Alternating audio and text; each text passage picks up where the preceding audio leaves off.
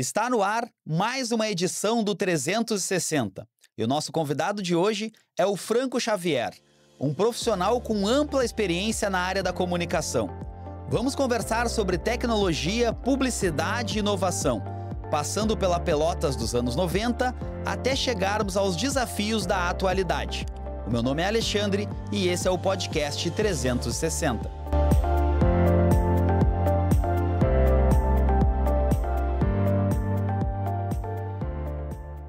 Franco, seja muito bem-vindo ao nosso podcast 360. Prazer te receber aqui conosco. Cara, o prazer é meu. Obrigado pelo convite.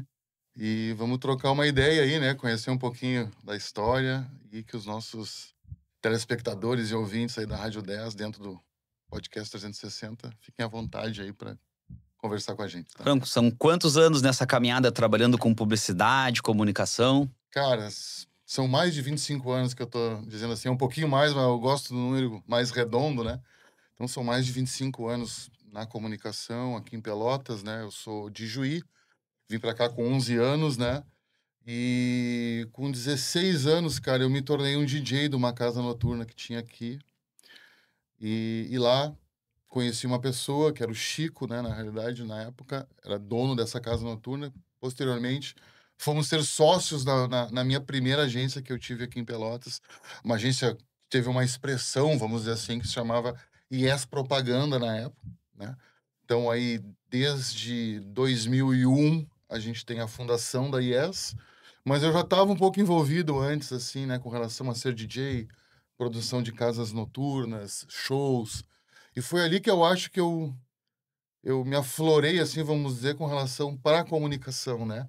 De tu ter o bastidor, Despertou. de tu ter o projeto no papel, viabiliza ele com patrocinadores, faz acontecer numa época que não tinha nada do digital, nem site na época a gente tinha, né?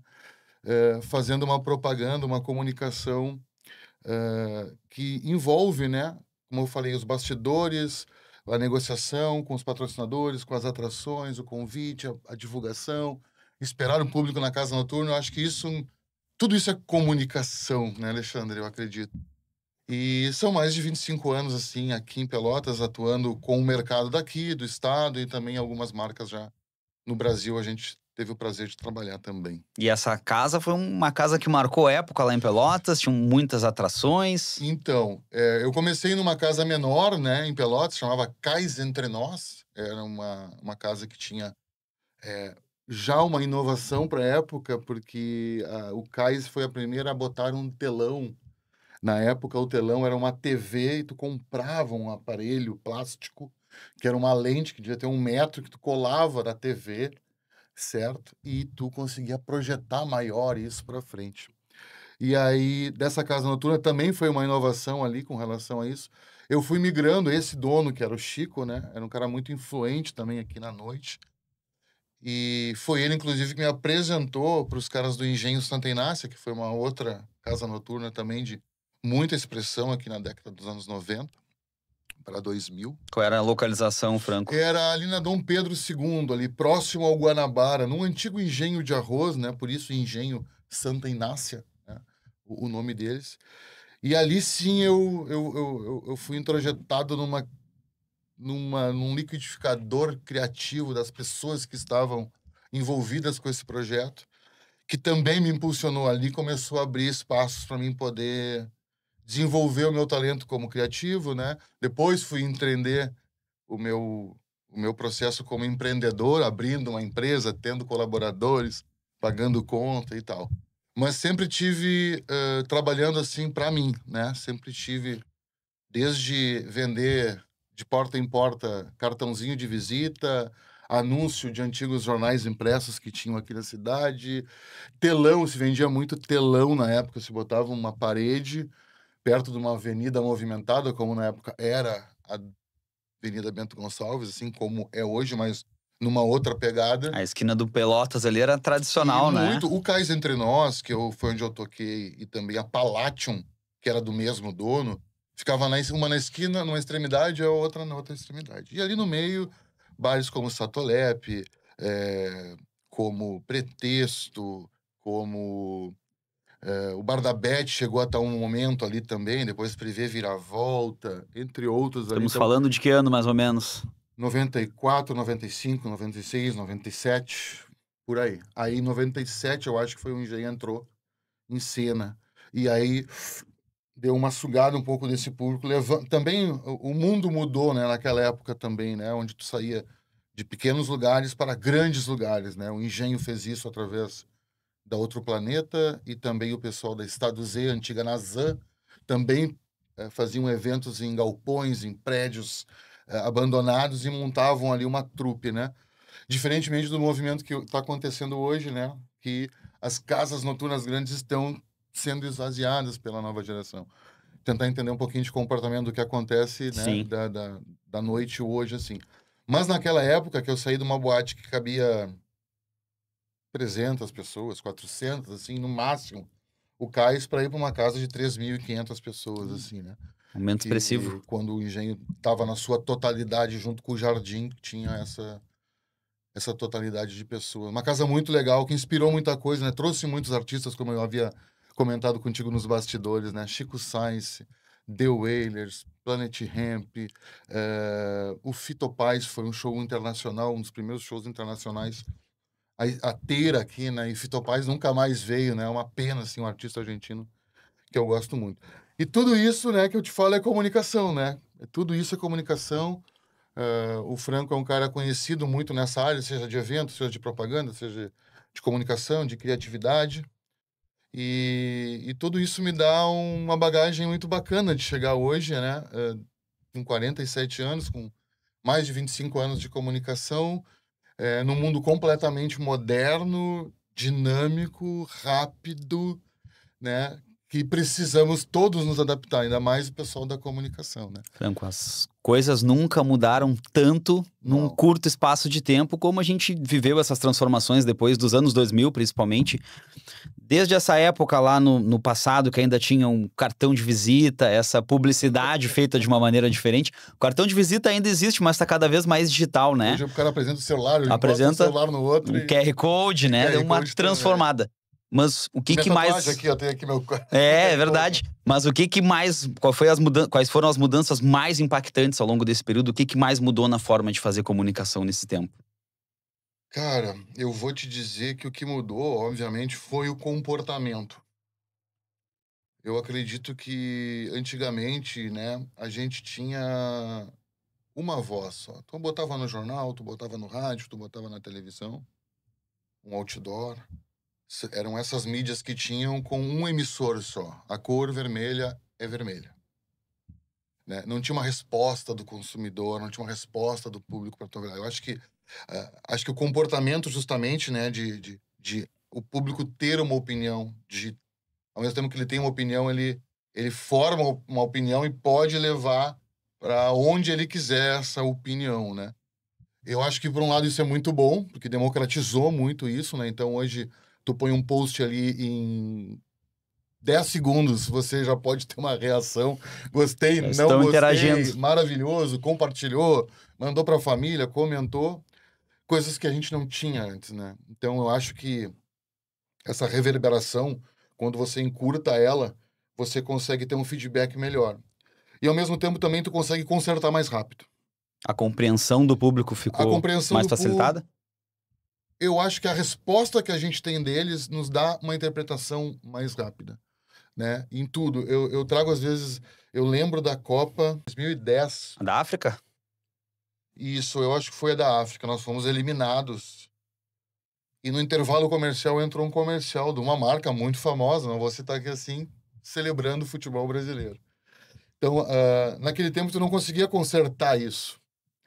Talvez tu pudesse consertar se tu mandasse 2 tipos de VT, 3 tipos de VT. Ó, esse aqui empatou, esse aqui se venceu e esse aqui se perdeu. Aguardando todo tipo de resultado. Aguardando todo tipo de resultado. Não me lembro se naquela época, né, talvez grandes marcas que anunciam numa TV mundialmente famosa, né, tenham essa habilidade. A gente aqui, com anúncios que a gente fazia mais na região, no máximo ali na região metropolitana, não tínhamos essa flexibilidade.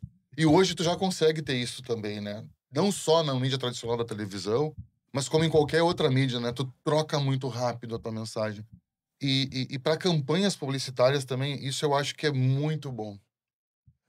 Estou com um caso desses na agência agora, né? Inclusive fiz a reunião hoje pela manhã com a equipe de marketing desta empresa, que por N motivos, né, a campanha a gente não está conseguindo traduzir o que a gente gostaria. E a gente sentou hoje e eu comentei na reunião, eu digo, acho que está na hora de a gente virar um pouquinho o barco para um outro lugar, sem perder a essência da campanha, porque a gente recebeu indicadores do público. A gente recebeu esses indicadores, não tem como você não olhar para esses indicadores. A situação é cada vez mais dinâmica. Isso, e eu acho que isso foi uma das questões da mudança, assim, dentro da área da comunicação. Óbvio que a gente vai falar de qualidade de vídeo, de tudo, não vamos entrar nisso, né, para a gente encurtar um pouquinho. Eu acho que foi o comportamento das pessoas, né, de consumir esse tipo de mídia, né? Antigamente a gente entrava numa casa e um televisor estava ligado com várias pessoas vendo aquilo que estava acontecendo. Mais tardaram o tio vendo um jornal na mesma sala, lendo um Sim. jornal. Hoje tu chega numa casa, cada um tá num quarto vendo cada um uma coisa, né? E então isso sim, essa dinâmica, essa grandiosidade que a internet conseguiu trazer devido à conexão, isso eu acho que é um grande diferencial, assim. E o segundo que eu vejo é esse feedback, assim, quase que instantâneo, e de você conseguir corrigir muito rápido o curso de uma campanha publicitária que você identifica que ela pode ser melhorada ou ela não foi tão bem interpretada. Então, isso eu acho que são as grandes Mas mudanças. demanda também um outro tipo de atenção, mais instantânea. Muito, Alexandre. Muito, muito. Isso é uma coisa muito legal de tu trazer também, né? O próprio advento da internet, o WhatsApp, ele já não nos deixa em paz, mesmo se tu for... Tu tá linkado, né, num telefone celular, O tempo né? inteiro conectado, né? Hoje a gente é híbrido, né? Nós já somos um pouco Android, né? Porque a gente tem um telefone grudado, né? A gente não diz, meu telefone ficou sem bateria. Eu fiquei sem bateria. É Todo verdade. mundo diz. Tô sem bateria. Fiquei sem bateria. Tu não ficou sem bateria. Quem ficou sem bateria foi o aparelho. Então, isso é uma coisa que a gente já vem adotando e isso já está mesclando na parte humana nossa, né? O óculos, o chip, tu paga com a unha. Nós já somos um híbrido, assim, entre, né, o ser humano e ter a tecnologia ciborgue, vamos dizer, que a gente via antigamente nos Vi aqueles desenhos. filmes, às vezes, antigamente, do Nossa, herói robô e era uma o coisa herói robô, distante da ele já realidade, né? existe, né? Muito, muito, muito forte com relação a isso. A agência hoje atua em Pelotas, mas também atua fora da cidade, fora do estado? Hoje eu estou à frente da Triplo.rs, né? Uma empresa que trabalha com 3 eixos, né? Trabalha com o eixo de eventos, o evento de branding e o evento de tráfego pago, que a gente intitula a fórmula CQC, né? Não o programa, mas o capta, qualifica e converte, né? A gente trabalha com tráfego pago, então o evento já é meu DNA, então não tinha como eu descartar isso da comunicação, porque cada vez mais faz parte de uma associação à marca, a experiência, né, do seu usuário, a experiência do seu cliente junto à marca, não só a logomarca no telão, não só patrocinar e estar no flyer ou no comercial de rádio, sim trazer uma experiência em loco, né, de um evento, de uma ação, da loja, do que for, né? A parte de branding, que a gente acredita que é a questão da marca, da gestão das marcas, mas não é só simplesmente a logo, né, dessa empresa. O branding, ele abrange outras camadas de comunicação da empresa. Então, dentro disso, a gente tem a embalagem, tem o endomarketing, obviamente tem o posicionamento, obviamente tem a identidade visual, tem a voz, tem o tom, né? Tem a assessoria, de alguma forma, de comunicação / imprensa, para posicionar essa marca também com a mesma narrativa e tom de voz que está alinhado com o pessoal interno, que está alinhado com o consumidor, também tem que estar alinhado com o pessoal da imprensa, né? E a parte do CQC, que é o Capta, Qualifica e Converte, que o tráfego pago, a gente está desde 2012, a gente trabalha com tráfego pago. E a gente entendeu que o tráfego pago não é só a captação do lead, né? Então a gente oferece um outro entendimento dos clientes que estão com a gente dentro da Triplo. A Triplo é uma empresa que surgiu em 2018, né? Eu fui fundador da IES, propaganda, depois ES Multicomunicação, ela teve 18 anos no mercado. Fomos uma empresa de muita relevância aqui, com clientes grandes em Pelotas, Porto Alegre e Estado. Na época, a gente atendia a antiga NET, né? Que era uma empresa de telecomunicações, de televisão a cabo. A gente atendia 86 cidades no Brasil da NET, né? Através do cluster regional. E hoje a Triplo, ela trabalha com clientes de Pelotas, a gente tem clientes fixos, a gente tem um amadurecimento muito forte dos nossos clientes, assim, eu te digo de permanência junto aos clientes, pelo trabalho que a gente faz, né? Então, obviamente que a gente tem uma rotatividade baixa, né? Esse ano a gente perdeu, vamos dizer assim, um cliente apenas. Conquistamos 7 clientes, né? Então, dentro do O equilíbrio... saldo tá Tá positivíssimo. positivo e tá tudo certo, sabe? Eu acho que também existem uns ciclos, e quando esses ciclos da empresa ou da agência, eles não estão rodando junto, a empresa cresceu, a agência não acompanhou, a agência cresceu, a empresa não acompanhou, tá tudo certo. Faz parte Tá tudo certo. Eu do acho negócio. super sadio isso, né? Mas a gente tem uns pontos positivos com relação a isso, né? Então, a gente trabalha muito nessa questão hoje desses 3, o tráfego pago, né? Hoje a gente roda em torno de 10, 12 a 15 milhões ano que a gente consegue fazer através da captação de leads dos clientes que têm os 3 pontos ligados, né? As 3 fórmulas ligadas, né? Sim. O evento, o branding e o CQC, o tráfego pago. Mas em eventos também, aproveitando essa tua experiência, tem eventos significativos hoje que a Triplo está envolvida, né? Participa. Congresso Brasileiro do Arroz, uma participação também em várias empresas e publicidades na própria Fena Doce também, que é a feira da nossa cidade, né? Perfeito. Carinho muito grande com as feiras, né? Então, a gente faz evento de um lado como o Congresso Brasileiro de Arroz, como a Expo Arroz, a Expo Feira do ano passado de Pelotas, a gente é a agência oficial e desenvolve algumas partes dentro do evento, certo? Tem outras que a gente não faz o dia a dia do evento. Por exemplo, o Congresso Brasileiro, a gente fez toda a comunicação e identidade visual, mas a montagem do evento não foi conosco. Fena Doce, a gente não faz a montagem da Fena Doce, a gente faz montagem de clientes que estão na Fena Doce. Esse ano que passou, o Sicredi, a gente fez a montagem do estande pelo 4º ano consecutivo. A gente também teve, junto a um outro cliente nosso, que é a Gelei, desenvolvendo a comunicação visual da Gelei. Então, a gente monta um espaço e as experiências daquele espaço dentro de um grande evento. Ativações a gente faz muito, né? Então, preciso fazer um evento num supermercado. Então, o meu cliente, o Castro, que é parceiro aqui da rádio também, está desenvolvendo uma ativação. Então, a gente faz uma degustação, um sorteio de brinde, um agito lá naquele local para causar uma experiência diferente. Um agito bom sempre, né? Sempre bom. Trabalhar com evento é muita responsabilidade, né? Mas eu consegui conciliar uma diversão com responsabilidade. Evento é uma coisa que é a minha cachaça, vamos dizer assim. Dentro da agência, dos 3 pontos, eu gosto de todos, assim, mas o evento é algo que me seduz, assim, sabe?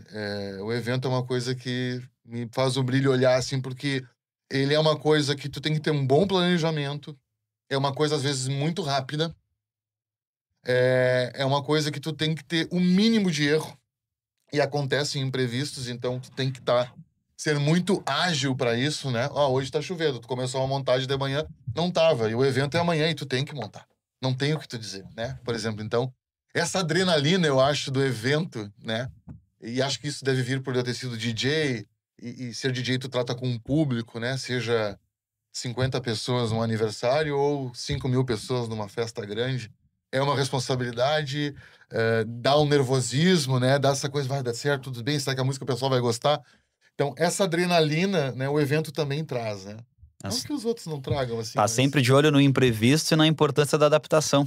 Exatamente, cara. E como eu acho que eu tenho um pouco desse perfil meio camaleônico, assim, o cara às vezes me pergunta, tá, mas o que tu faz, Franco? Cara, eu resolvo o problema dos outros. Na realidade, é essa. Tô com um problema de fluxo na minha loja, tô com um problema disso, tô com um problema daquilo. Eu tenho meu trabalho na Triplo, né? Mas eu faço também um trabalho individual que é o Papo Franco, onde eu converso com empresários, estão com uma dificuldade. Eu vou lá e bato um papo com ele, francamente, olho no olho, sem delongas, sem filtro. Não tá vendendo por causa disso. Ou, cara, não olho só no olho e eu faço uma pesquisa antes ali de clima com o pessoal. Clima que eu digo não é aquela de anotar, não. Eu faço um cliente oculto, eu olho, eu vou, eu investigo, eu converso. Eu vou entender como um consumidor, depois eu converso um pouquinho oculto com um gerente, um supervisor. Vou entendendo coisas que ele não falaria pro chefe, falaria para mim, mas não falaria pro chefe, e aí eu digo pro chefe. Filtro um pouco de como eu tenho que fazer chegar nele, porque cada um é diferente um do outro, né? Então eu tenho que ser mais ríspido, o outro tem que ser mais delicado, o outro tem que ir pro humor, o outro tem que inventar uma metáfora, o outro eu preciso botar uma faca no coração dele e me dizer, cara, é aqui, senão não vai dar certo, não vai dar, vai quebrar ou alguma coisa assim. Então eu faço também um trabalho de consultoria nesse sentido, assim, com algumas marcas aqui da cidade. Franco, são muitos momentos, mais de 25 anos de trajetória, verdade. mas sempre tem aquela campanha, aquele trabalho, aquela experiência que acaba marcando na trajetória profissional, né? Qual é o momento, ou quais são os momentos, assim, que foram marcantes nessa trajetória do Franco e por quê? Cara, tem uma campanha muito, muito forte que a gente fez, que foi uma das primeiras campanhas, que foi o Vai Tomar no Cruz. Quem tem mais de 30 anos vai entender. O boteco tá aberto de novo, acho que vocês entrevistaram o Felipe. Felipe foi o nosso episódio anterior. Né? O episódio anterior foi com o Felipe. É naquele lugar ali, né? Ali a gente criou o Tá Estressado, vai tomar no Cruz. Seu time perdeu, vai tomar no Cruz. Seu time ganhou, vai tomar no Cruz. Foi uma campanha que repercutiu no Brasil inteiro. Na época, o Macaco Simão, se chama José Simão, um colunista da Folha de São Paulo, escaneou, não sei como ele conseguiu o anúncio do Diário Popular, escaneou e fez uma menção disso, dessa campanha lá, Pelotas, né? Naquela época, eu tô falando em 2002, 2003, eu acho, por aí. Às vezes fica difícil falar o quão difícil era conseguir a matéria do jornal escaneada para as gerações atuais, quando né? Chegou para nós através de um amigo, cara, o anúncio de você saiu lá, porque não tinha internet. Como é que eu ia ler não uma tinha o folha, jornal da versão digital ainda. Até tinha aqui, mas eu não era comprador assíduo desse jornal. Então essa campanha nos marcou muito por essa irreverência, nos posicionou muito no mercado, me deu uma relevância também no mercado. Eu ganhei um prêmio como melhor diretor do Mercosul da propaganda também nesse ano. Bacana. E a repercussão que deu no jornal, né? Eu lembro que a Virginia Fetter, na época, recebeu 3 ou 4 ligações dizendo que queriam cancelar o jornal. Que isso? Como vai botar uma coisa dessa? Vai tomar no Cruz, né? Então foi uma repercussão muito boa. Os caras entravam lá gritando isso. Vai tomar no Cruz, para de me incomodar. Então isso é como uma... Não, salvo as proporções, como uma número 1 da Brahma. É algo quando tu tira da comunicação e vai pro popular, né? Então essa foi uma campanha muito marcante. Outra campanha marcante que a gente fez, cara, foi para Eco Rodovias. A Eco Rodovias é a gestora da concessão aqui da Ecosul. Eu trabalhei para a Ecosul aqui durante 12 anos, bem no meio mais da concessão dela. E pelo trabalho bom que a gente fez aqui, a gente subiu e fez outras unidades da rede. E chegamos até uma unidade de São Paulo, que era a Ecovias, e eles estavam com um problema na campanha do agasalho. Não tinha agasalho suficiente, sempre era fraco, ninguém engajava. Bom, a gente teve uma ideia meio surreal para a época, que foi o seguinte: a gente conversou com os gestores do escritório, eu fui a São Paulo conhecer o espaço físico de como que era, porque ele é 10 vezes maior do que a Ecosul, né? Para ver se a nossa ideia ia dar certo. Então a gente combinou com os gestores, eles chegariam meia hora antes e lacrariam o ar no menor nível possível a temperatura do ar-condicionado de todas as salas. E escondem o controle. São Paulo, todo mundo vai de camisetinha. Não tem o nosso frio. Quando eles chegaram lá, cara, tomaram um choque térmico, um choque de realidade. E em 10 minutos, com o TI, a gente subiu uma mensagem para as TVs deles, de trabalho deles. É uma coisa tipo... Passar um pouco de frio é muito difícil. É muito difícil. Imagine uma noite inteira. Campanha do agasalho, paraná. Cara, subiu 9.000% a doação de agasalho. E saiu no jornal local de São Paulo, o SP, São Paulo, JSP, eu acho, ou SP alguma coisa. O César Tralli foi até lá a unidade entrevistar o pessoal. Tá, como é que foi isso? Aí eles comentaram toda a questão. E tem uma outra muito legal também, que foi mais recente agora, também casualmente foi para a Ecosul, uma campanha que ficou em terceiro lugar no GRI Awards, que é um concurso, uma premiação muito importante no mercado de empresas de grande porte do Brasil. A gente ficou em terceiro lugar com a campanha Assédio Pare, né? Então, a campanha, ela visava o assédio ao pessoal que trabalha nas cancelas, né? E eu tive acesso a uma pesquisa muito triste do que elas recebem de cantada, de gestos obscenos, de nudez, de N coisas, assim. Pavoroso, né? Então, a gente fez uma campanha bem forte em cima disso e deu um resultado muito, muito efetivo. As pessoas se conscientizaram, né? Então, foi uma campanha também que a gente, de alguma forma, interviu em, pá, vamos posicionar uma câmera voltada para quem está pagando o pedágio, né? Então, a gente teve uma ideia de fazer... Sempre teve, me dá teu telefone, me dá teu telefone. E aí a gente programou um telefone, que a menina dava o telefone escrito à mão. Toma, tá aqui meu telefone. Aí o senhor ia ligar lá, né, pra ela, e aí tinha uma mensagem ali, né, que o assédio é crime. Imagina se isso fosse com a sua filha, com a sua mãe, com a sua irmã, né? Então isso também a gente teve um bom retorno com relação a o pessoal segurar um pouco, né. Esse crime, né, cara, na realidade, que é... Quando eu li, eu fiquei muito impactado com a pesquisa, assim, e eu até comentei assim, eu preciso dar uma resposta pra isso, né, cara, não dá. Porque poderia ser a minha mãe, a minha irmã, né, a minha esposa, enfim.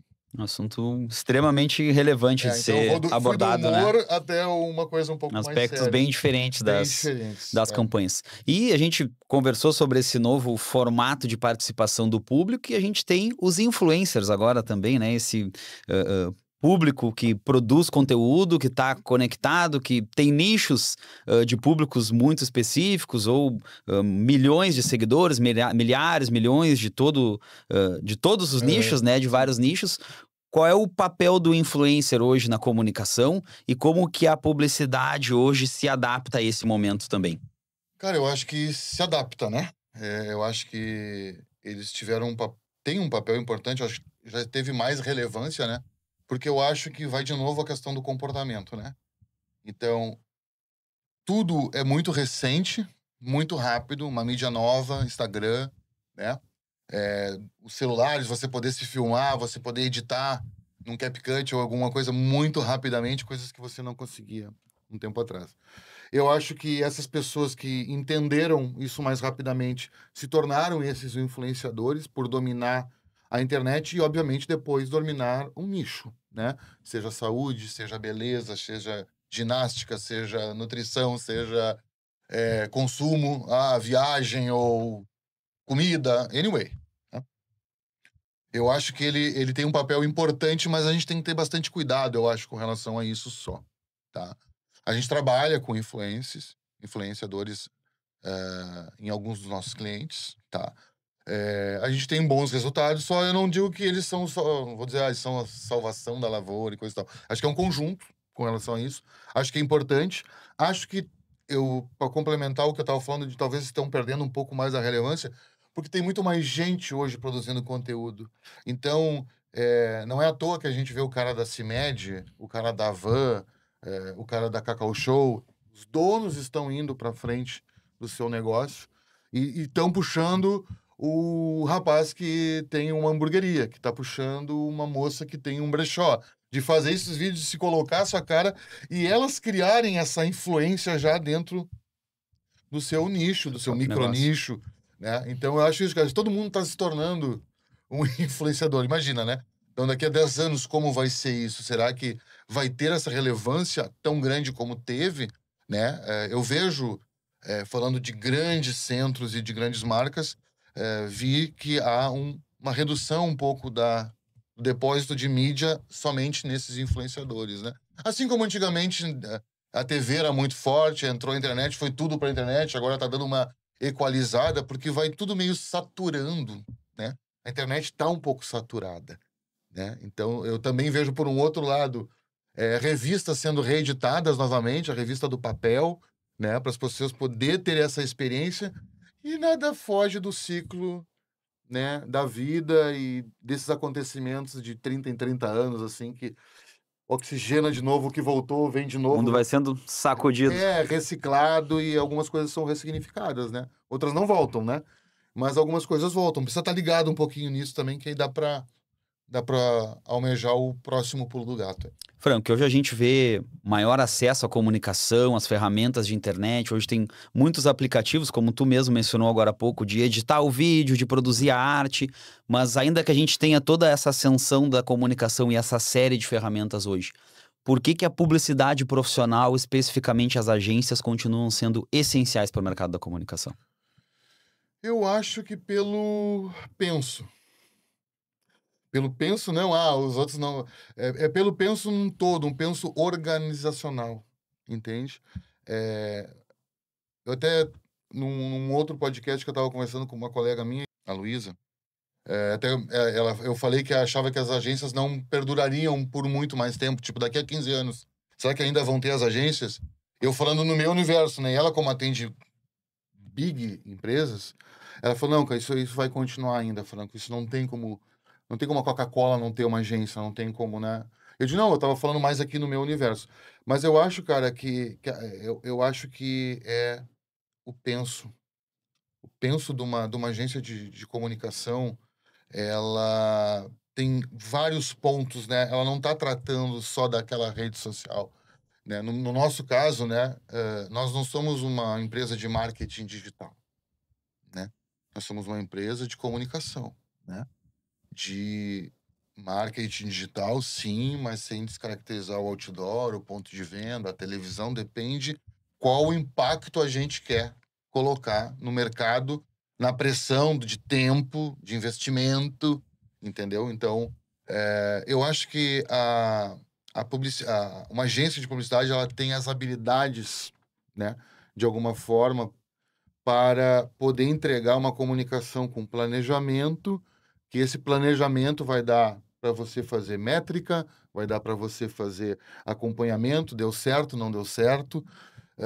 Eu acho que a agência de comunicação, ela tem todos esses skills, esses skins, assim, essas caras de fazer um evento, de fazer uma publicidade de branding, de outdoor, de lançar uma coleção, de reposicionar uma marca. Então, eu acho que uma agência de publicidade, eu acho que ela é indispensável por essa soma de qualidades que ela tem dentro de uma agência de publicidade, que tem o seu diretor de criação, o seu diretor de arte, o seu social media, que tem o seu gestor de tráfego, né? Eu acho que ela consegue ter um penso um pouco diferente de uma pessoa que faz só uma coisa, né? Mas a gente é muito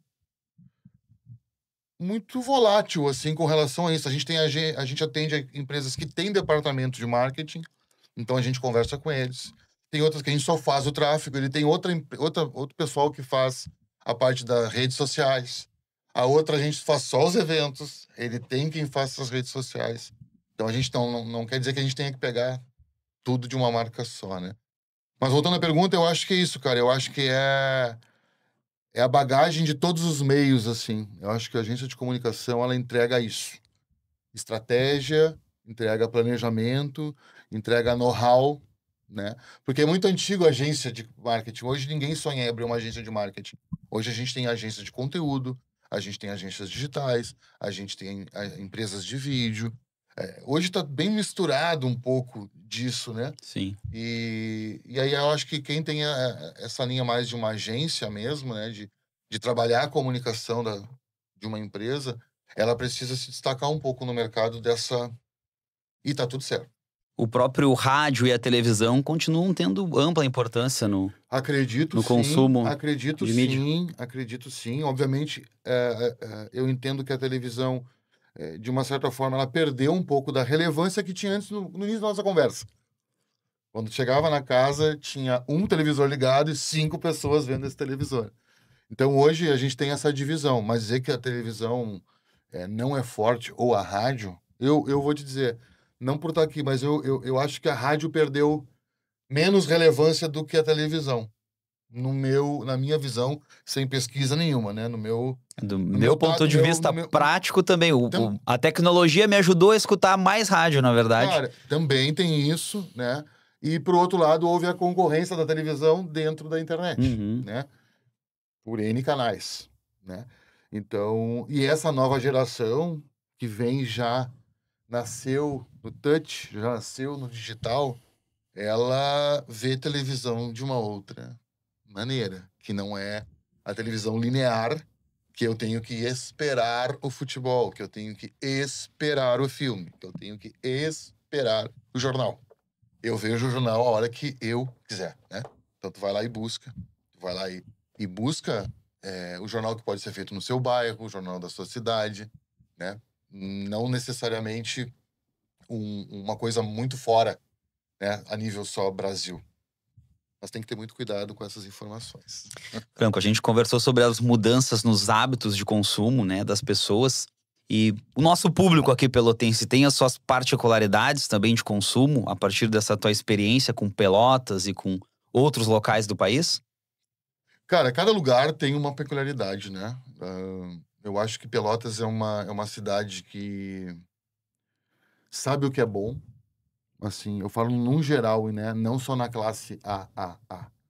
Eu acho que o pelotense, ele gosta de coisa boa, pela sua matriz cultural, né? Por toda a miscigenação que a gente teve aqui, seja dos povos europeus, seja dos povos africanos que construíram essa cidade, né?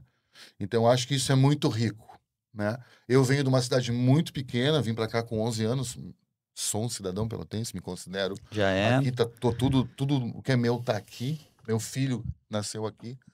Mas eu fiquei encantado quando eu cheguei aqui, né? Esses casarões, essa arquitetura, as ruas, né? E depois tu vai crescendo e vai entendendo um pouco da história dessa cidade. Então, eu acho que isso aqui é um público que sabe o que é bom. Ele é um público exigente, entendeu? Mesmo o pessoal, de alguma forma, de baixa renda, mas eu acredito que isso mudou completamente dentro do comportamento. Hoje, o consumidor, ele já pesquisa tudo antes, ele sabe antes. Vacilar, ele chega numa loja de departamento, ela sabe mais daquela televisão do que o vendedor. Ela pesquisou, ela viu um vídeo, ela... Entendeu? Então, comparou. Isso é mais global, mas falando de Pelotas, assim, eu acho que é um público exigente, é um público que gosta de coisa boa e sabe o que quer. Eu vou dizer assim, sem nenhuma pesquisa, tá? Pelos clientes, pelo empírico, pela experiência de trabalho. Eu tenho clientes que trabalham com o pessoal popular, né? E trabalho com clientes que têm um ticket médio, né, do seu produto um pouco maior. Eu acho que ele compra muito o que ele quer comprar. Eu acho que eu acredito que o pelotense é um consumidor consciente, na minha opinião, né?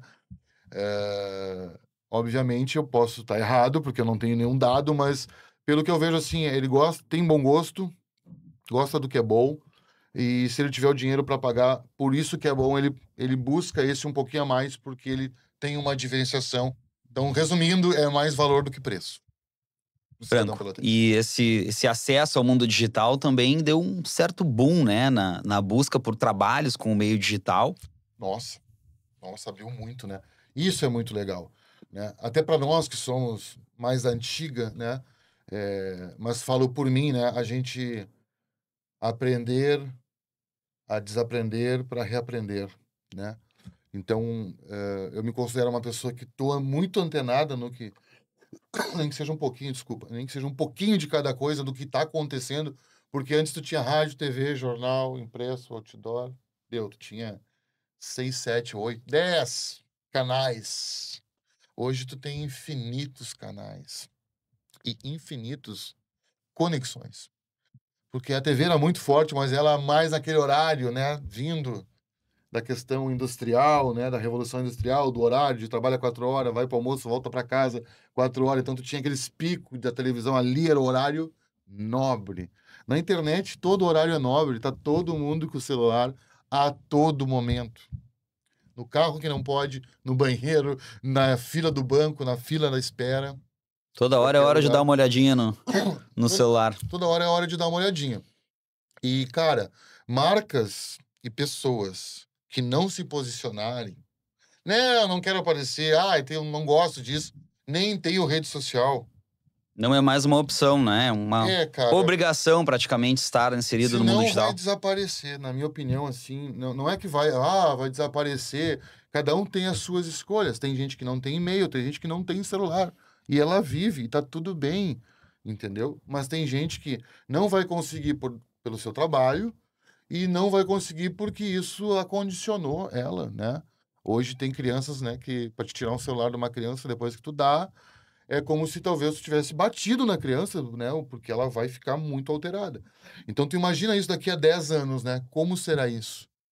Meu filho tem 6 meses e ele só em observar eu que estando no celular, quando ele olha o celular na cama, tá parado, ele vai já buscar aquilo. É impactante, É né? muito impactante, cara. Muito impactante. Então, essa mudança de era que a gente passou, a gente teve a revolução agrícola, a industrial, e agora a gente teve há 20 anos atrás a da internet, e estamos passando pela revolução essa da inteligência artificial, né? Isso aí, alguns estudiosos dizem que vai ser maior do que a própria internet. E a coisa vai mudando cada vez mais, né, de A figura. internet a gente fala de 20 anos. Olha o que ela trouxe até agora, e agora tem coisas que, nossa, como é que a gente ficava até meia-noite para esperar uma coisa? Como é que a gente esperava 3 dias, às vezes, para baixar uma Algumas música? gerações não sabem o que é internet de escada, né? Não, não. Franco, em relação ao perfil dos profissionais que trabalham na área de comunicação hoje, quais são os principais requisitos para atuar nessa área e principalmente o que mudou do momento que nós vivemos hoje para uma década atrás? Não precisamos ir muito longe, né?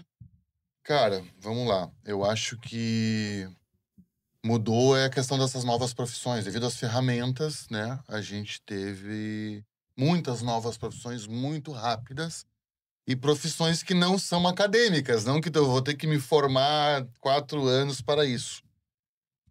Profissões que apareceram muito rápidas e foram se adaptados desde menino de 14 anos ao pessoal com mais idade. Ele precisa estar, de alguma forma, antenado do que está acontecendo, né? Aconteceu uma explosão de profissões.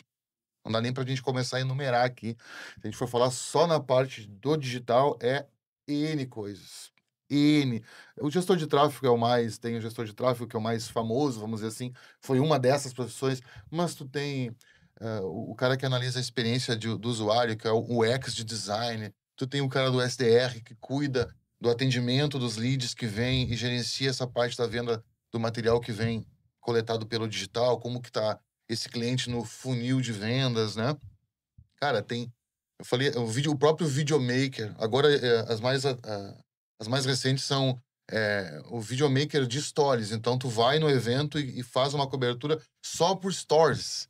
Então, isso já criou um nicho. Especializando cada vez mais a atuação. Especializando porque a tecnologia está à disposição de todo mundo. Um celular não precisa ser da marca da maçã. Um outro celular também já cumpre o seu papel. O brasileiro é muito empreendedor, entendeu? Então, com o celular na mão, ele faz chover. E tem essas percepções, essas novas profissões que foram dezenas e ainda tem muitas a serem criadas nos próximos anos que a gente nem imagina. E o perfil, cara, eu acho, desse profissional, cara, ele é completamente diferente do que o de antigamente. Antigamente, me dá o teu currículo, onde é que tu te formou, né? E eu já tinha um pouco isso na agência, assim, que o cara, eu preferia, às vezes, pegar pessoas que fossem fora desse vício acadêmico, vamos dizer assim. Claro, porque eu entrei na comunicação ali 94, 95, né? Não tô falando de Mad Men lá de 1970 e coisa e tal, onde realmente tu precisava ter um conhecimento, porque esse conhecimento era buscado só na faculdade. Hoje o conhecimento é buscado em vários lugares, né? Mas eu acredito isso, cara. Um cara curioso, inquieto, né? E organizado. Eu vejo isso. Eu acho que a pessoa, para estar no mundo da comunicação, com essa aceleração, ele precisa ser inquieto, porque amanhã já mudou, né? O algoritmo do Instagram já muda de semana em semana, o gerenciador ele já muda, tudo vai mudando e tudo tu tem que estar te adaptando muito rápido. Então, eu acho que o profissional, hoje em dia, ele precisa ter essas características, assim, muito mais do que para a área da comunicação, muito mais que um diploma, um médico, um advogado, isso ainda precisamos da faculdade, né, cara? E o processo de criação, Franco, lá na agência, como que funciona na prática, no dia a dia? Então, cara, isso no caso da minha agência, né, ela mudou um pouco do tempo da agência IES, por exemplo. Uma que hoje a gente, na Triplo, é completamente 100% remoto, e na Triplo nós éramos 100% dentro de uma caixa. Então a gente se olhava, sabia se já chegou de mau humor, se chegou com bom humor, já entendia como estava o clima muito mais rápido. E se tinha reuniões com as pessoas mais ao vivo, com a mesa, você tinha um pouco mais de tempo para desenvolver uma campanha. Hoje, cada um está num lugar, espalhado por diversas cidades, nossos colaboradores. Existe essa reunião presencial sem ser presencial, é online, né? Ela é um pouco diferente. Eu acho que também, dentro dessas reuniões de criação, a visão que as pessoas hoje têm, uma pelas ferramentas que se tem pela internet, a outra por estarem em casa. Vou dar um exemplo assim. Quando nós tínhamos o lugar físico, 8 horas a pessoa passava ali comigo. 8 horas ali comigo. As experiências que ela tinha era dentro daquelas 4 paredes. Hoje, eu tenho gente que tem academia 10 horas da manhã, tá no super às 4 da tarde, e às vezes está resolvendo pelo celular, às vezes a gente trabalha no modo de entregas, então não tem um horário fixo assim. Só consegue gerenciar o seu momento Ele de trabalho. gerencia, né, de alguma forma, junto com a demanda que tem, mas eles têm essas liberdades, e essas liberdades causam experiências que somam, principalmente no processo criativo. Então, acho que essas experiências de cada um no home, na rua, alimenta melhor as nossas reuniões de criação, mas como não tinha antigamente a rede social, e a rede social é uma violência com relação à manutenção que tu tem que tu dar. No rádio, tu faz o spot, bota o spot, faz lá a tua planilha, tu vai ter 10 por dia, deixa rodando. Conversa com o cliente aí, deu resultado, como é que tá indo isso? Como eu falei no início, no Instagram tu posta, em 10 segundos tem alguém odiando ou amando. Ou querendo comprar a tua mercadoria, que tu tem que resolver isso com o teu time para poder entregar. Ou não gostando daquilo, achando um absurdo que tu colocou aquilo, mesmo assim, tem que dar uma atenção. Então, o processo no meu ver, da questão digital, eu não tenho como utilizar o mesmo sistema que eu utilizava antes, né? Então, hoje, a Triplo, ela é 100% vertical, diferente do que era a IES, que vinha do atendimento, que passava para o diretor de criação, que passava para o redator e para o diretor de arte, que fazia o material, entendeu? Aí, se tivesse vídeo, ia para o cara que fazia o vídeo. Hoje, hoje a gente tem habilidades dentro da empresa, tem o seu responsável, eu sou o gestor de tráfego, mas eu consigo e tenho um entendimento sobre uma cópia, eu tenho um entendimento sobre um vídeo, não que ele vai fazer o vídeo. O processo é mas mais ele coletivo. ele pode opinar sobre aquilo que está acontecendo. Ele é mais coletivo, mas ao mesmo tempo ele é mais autônomo. Por exemplo, dentro de uma célula que eu chamo da agência, pegar um cliente A, eu tenho de 7 a 8 pessoas que trabalham para este cliente. Obviamente, tem uma direção criativa, né? Que a gente dá para aquela campanha, ou para a campanha e o cliente tem um outro posicionamento. No meu caso, eu sou o frontman da agência, eu recebo o cliente, analiso, faço a estratégia e passo para o time. O time desenvolve essa estratégia, desenvolve o dia a dia, e eu vou dando alguns checks do que está acontecendo, se é aquilo que eu... Então, antigamente, tu reunia todo mundo para fazer alguma coisa, né? Hoje, eles já têm autonomia, entendeu? E se eles acham que... porque é muito dinâmico o digital. Eu não vou mudar um outdoor, vou fazer o outdoor de um jeito e o anúncio de outro. Mas na rede social eu tenho esse dinamismo, posso fazer quantas publicações eu quiser, entendeu? Eu posso fazer de um jeito no Instagram, de outro no Facebook, eu posso chamar pro Instagram e terminar no YouTube. Eu posso mandar um e-mail e mandar ele falar com um robô. Tem várias possibilidades. Tem alguma grande realização profissional que tu ainda desejas alcançar? Eu acho que nesse estágio que eu tô, assim, eu acho que eu já conquistei, assim, sabe, o que eu merecia, eu acredito. Hoje eu tô voltado mais para minha família, são quase 30 anos, assim, desse trabalho. É um trabalho maravilhoso, mas ele é um trabalho pesado, assim, né? Porque tu precisa dar um resultado. No nosso caso, e no meu caso, né? Eu me envolvo bastante com o cliente, eu tenho essa entrega. Por isso que talvez eu tenha clientes, a Triplo é mais nova, como eu falei, mas eu trago muito clientes pela minha trajetória desde da IES, né? Então tem clientes que a gente atende há 10 anos, 24 anos o Frigorífico Castro eu atendo. Então eu tenho muito tempo de maturação com esses clientes porque a gente tem um entendimento junto ao cliente, né? Junto ao que ele precisa. Eu acho que se eu tivesse algum sonho era